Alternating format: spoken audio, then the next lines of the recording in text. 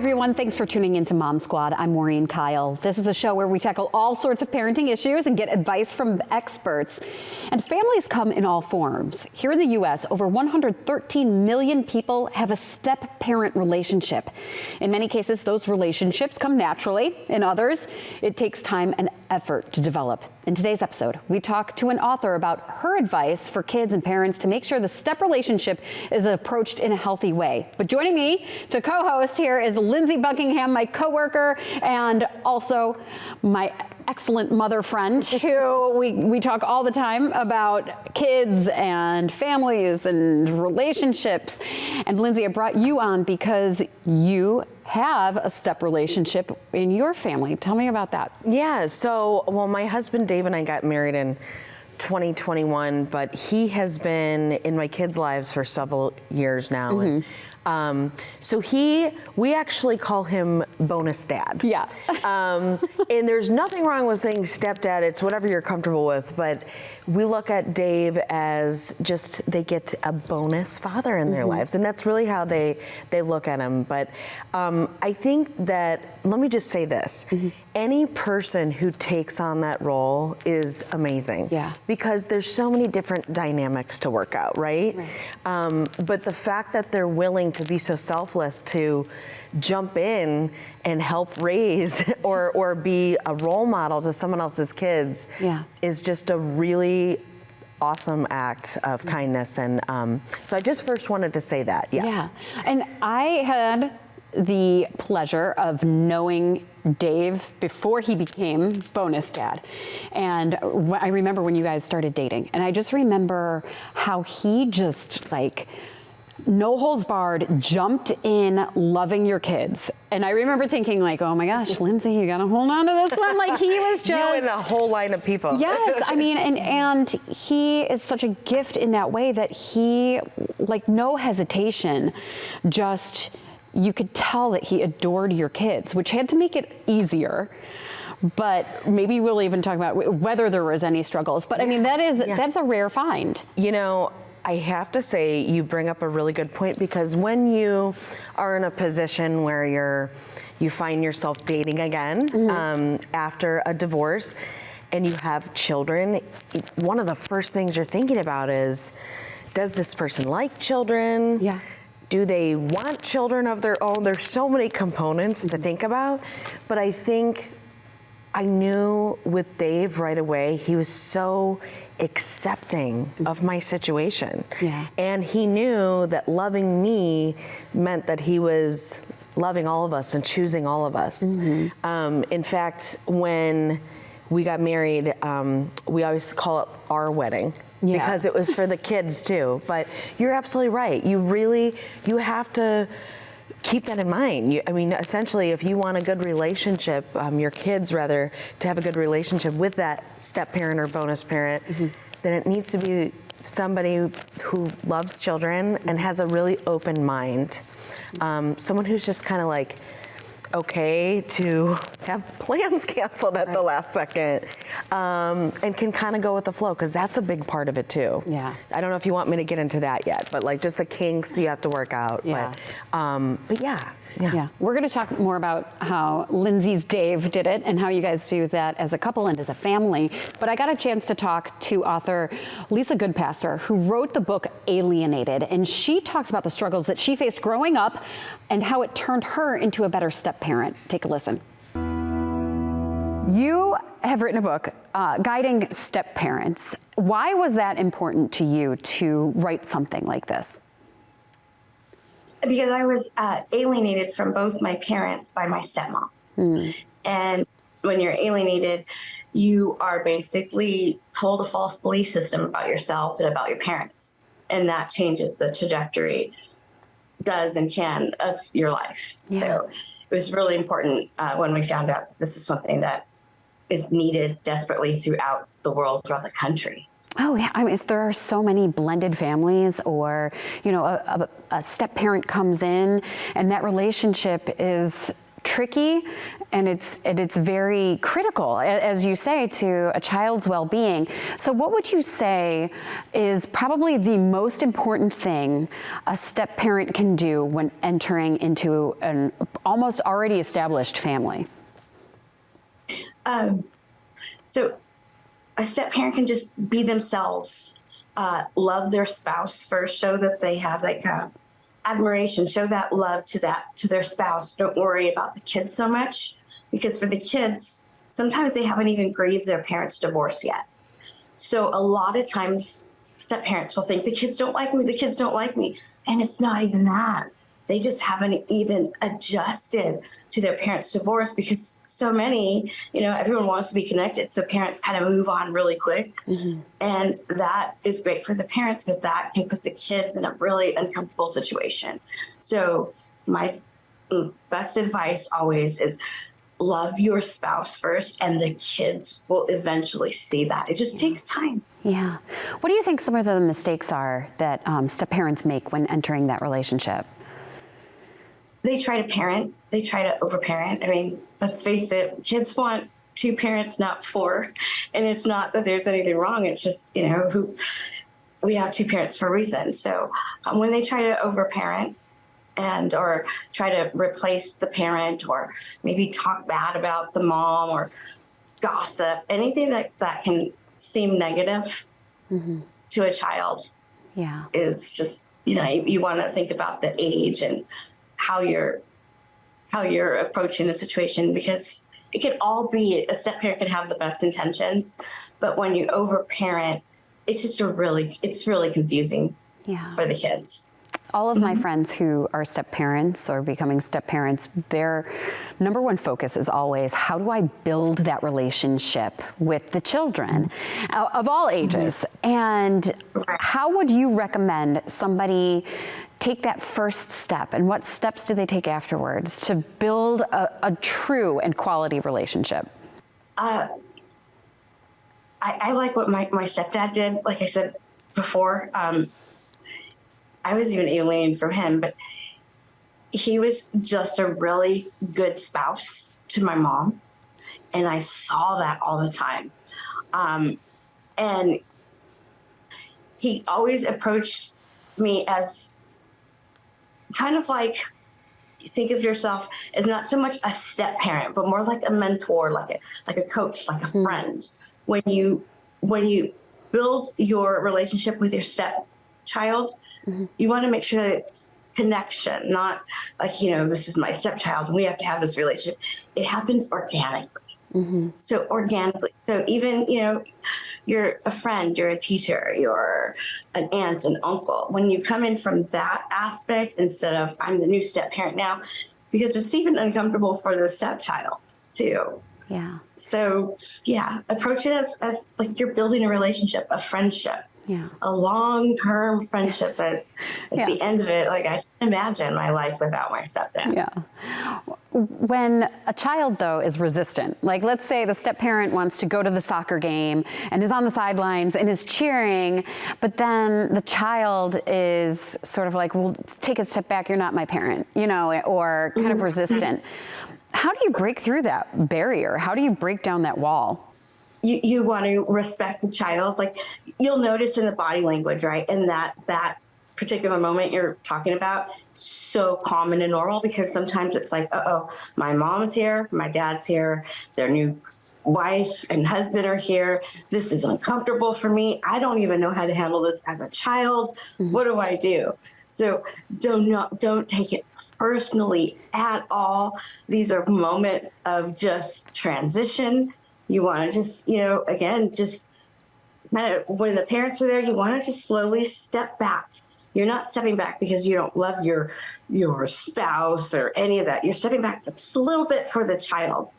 If you could leave us with one piece of advice that you think is the best piece of advice for somebody who is becoming a step parent, or maybe a parent who is introducing a step parent, what do you think every family should know? That no matter what, our attachment to our parents, our mom and dad, for everyone, is not negotiable. meaning that you want to make sure that when you do move on, when you do get divorced, if you do get divorced, that your attachment to your kids, because even though you're divorced, it's still there. It's solid. It's when that, because divorce is a hard thing to go through for parents, but it never ends for kids. Never. Yeah. You know, it's Christmas. It's like, I got to go to 2 houses. I got to go to 4 houses. So you always want to make sure that as parents, no matter what, we're the mom and dad. This is your foundation.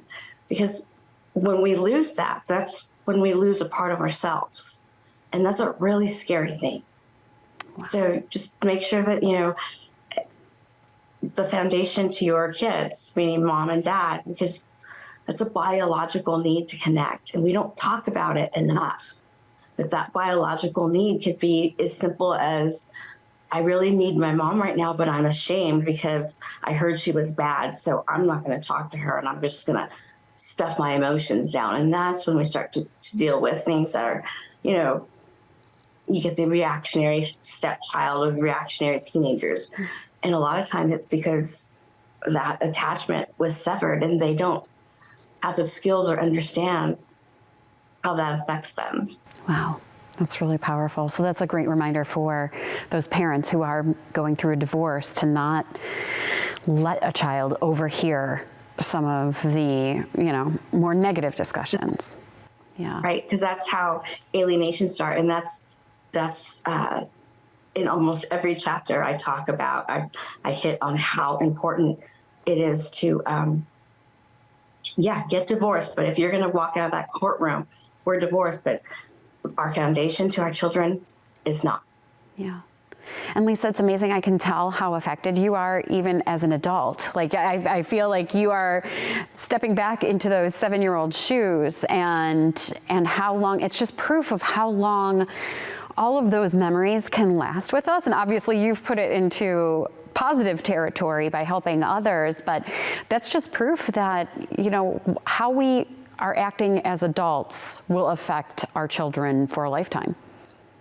Yes. Yes. And that's one of the biggest reasons why I wrote the book, and as hard as it was to write. And I was a stepmom too. I had 3 stepkids. So I understand all facets of, you know, being a stepmom, being divorced, raising kids. And I can clearly look back and go, oh my gosh, I was missing my attachment to my parents and I couldn't explain it. Yeah. So you almost have to live a little bit, you know, you almost have to grow up and see from a different perspective. And it's like, oh, this is really important. Yeah. I would have wanted to know as a teenager why I was so angry on the inside. Yeah. It's because I couldn't explain that I lost the attachment to my parents. So I have it now. Being the stepmother, how did that affect the way you approached that relationship? It's in my book. For me, I was really hypervigilant in the sense that I was afraid that my stepkids would view me the way I viewed my stepmom. So I was I was always complimenting their dad. You have your dad's feet. Look at your, you look just like your dad. Or I was always, because a lot of kids don't hear positive things about their other parent, right? Especially divorce. Yeah. So I was always, I found myself like, am I overcompensating? No, I really felt that.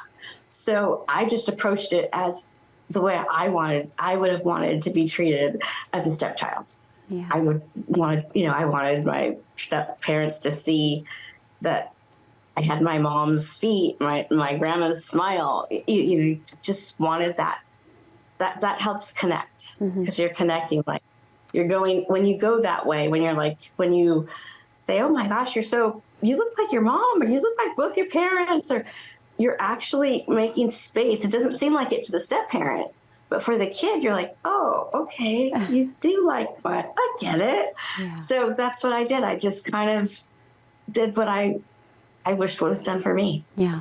What do you think were the hardest moments of becoming a step parent for you? That I was going to be a step parent. Yeah. Because that and I think I don't necessarily mean it was hard. It was more, there's a lot, because this was like over 20 years ago. So even back then, there was a lot of, a lot of step parents carry shame. And what my stepmom, I can clearly look back and see when she would get nervous. I would viscerally see she would get nervous when, people, you're meeting people, right, out in the world, and they're like, oh, is this your daughter? That kind of stumps step parents because they don't want to lie. How do you handle that? Yeah. And so I would see her nervous or get hesitant. And a lot of step parents will say that now, what do you do? How do you handle that? Yeah. So that's life. It's okay. Like, let that shame go. So there was always a little bit in the background of like, oh yeah, these are my 3 kids, and then these are my 3 stepkids that I didn't have. I didn't give birth, but they're mine. And then this is my son. And you just own it. You just own it now. It's okay. Yeah. Like, I think we've, as society, tend to kind of like shame the step parents or shame there's, the nuclear family is like way up here. It's like, no, love is love. Let's not put labels. Let's not put limits on step families or nuclear families are way up here. Because at the end of the day, my son was born with 8 grandparents. Wow. That's the limit. Yeah. That is the limit, right? Right. And so that's how I raised him. It was like, no, the more, as long as the parents choose, and this really makes a big difference, you guys, is when the parents do the parenting. Mm. When mom and dad do the parenting, usually it's not as chaotic and dramatic and hard. Mm. It's when the parents don't do the parenting that gets really difficult for the step parents. Yeah. Yeah. How do you handle that with discipline? Because I feel like that's that's a big question a lot of step parents have. Yeah. And it's that boundary where they're going, do I jump in and do I set the rules, or do I have to always defer to my spouse as the biological parent to say, all right, what do you want to do here? So this is what I did, but I was a very present parent, and because of my background, so I was like, give me 10 years to my husband, jokingly, but like, I just, like, my son knew, like, okay, that's my mom. Like, there was rules, like my son wasn't, he was maybe disrespectful once or twice when he was like 16. So as long as the parent does the parenting, and when that doesn't happen, what the step parent can do is, try not to, you can't really parent them. Mm-hmm. All you can do is love them. And you can say, your mom or dad might be upset with you. I don't want you to feel bad. But you take yourself out of that parental role, because as soon as you put yourself in that parent role, it'll muddy the water for that kid. Mm-hmm. So it's like it's more of a, it's like you're more like a guidance. You're more like I don't want to say stay in your lane, but you always just want to be approachable as a step parent. Uh-huh. But not, this is the good thing about the parent. You can throw it back on the parents. You know what? I would talk to your mom and dad about it. Because as soon as the step parents try, and it's different too, at different ages, it's a safety thing, right? So think about it like when you're on an airplane and you've got 2 pilots and the whole crew. If it's a safety issue, like they can't play in the street, they're gonna get hit. Mm-hmm. You have to say, hey, I don't want to have to tell your mom and dad that you were doing that, but I'm watching you. You got to listen to me. You're like, they call it a glorified babysitter. You're not a glorified babysitter. You're just trying to help the kid not get hit by a car. So safety first, and then just put it back on the parents. And sometimes just tell your spouse too. Your spouse should be the one doing most of the parenting. It shouldn't fall on the step parent, especially under the age of, I would say, 10 or even 12, because then it becomes really confusing for the kid. Thank you again to Lisa for all of her insight. And Lindsay, I want to talk to you, especially about what Lisa started out talking about, which is developing that relationship. So in what ways did Dave jump in and help develop and grow that relationship with your kids? I always smile when somebody asks me this question because Dave is a good teacher. So the way he sort of bonded with my kids is by teaching them something. So whether that was taking them on like a little nature hike and teaching them about the trail or something on the trail, or just to a museum. And the kids asked a lot of questions and Dave would have the answers. Yeah. So that, and once we established with the kids after a long period of time that we were going to sort of become a family with Dave, he took them on his own. And they had their little bonding time. And as a matter of fact, when I was on the morning shift for so many years, it was Dave who would have the kids, and they'd always do donut Saturdays. Aww. So they have their own traditions with him that have nothing to do with me or anyone else. Yeah. So I think just sort of like kind of having that conversation, light conversation, getting to know the kids, finding out what they're interested in, and then he sort of went off from there. Like, okay, I know Audrey likes to go to the park. Let's go to the park. Or I know Danny is interested in fire trucks. So just having like your own traditions with them. Yeah. And definitely, and that never hurt my feelings. I love that. Yeah. I love that they have their own little things with Dave. Yeah. Were there any tricky spots or boundaries that you had to address? And what were those? Yeah, I mean, let's keep it real here. There's no like, oh, he joined in. There was never any issues. Right. He is wonderful. And I do have to say, it was a very natural progression for him because he's just a good person and he is wonderful with the kids. That, again, keeping it real, of course there were little issues. Like, okay, what's my role here? Am I allowed to discipline? Should I leave that to you? And where does the line draw? And oh, I didn't know kids were allowed to do that or weren't supposed to do that.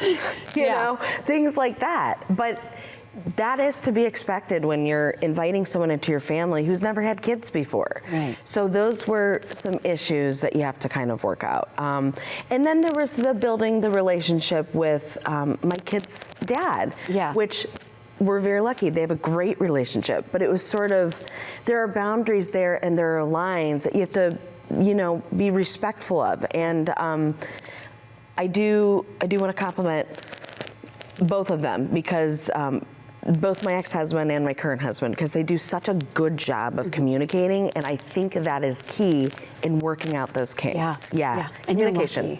I mean, you are lucky that that is the relationship. And sometimes I hesitate to talk about my situation because we do have a really good unit for us, but that's not to say it didn't take work. And I also know that it can be very difficult for other families. But again, it's really that open line of communication that helps with those things like boundaries and respect and things like that. We have always talked about doing a co-parenting episode of Mom Squad because I think that, you know, I've watched you learn how to be a really great co-parent. And so I'm going to bring Lindsay back one of these days and we're going to delve deeper into that, just because I know a lot of people that's a struggle for maybe a lot of you out there or something you're going through. So we will delve deeper into that. Let's make that our New Year's resolution after we get through the holidays. Lindsay, thank you so much. You're so welcome. It's always great to get your insight. Thank you again to Lisa, author of Alienated, and she told you where you can get that book. And thanks to all of you for tuning into Mom Squad. We'll see you right back here next time.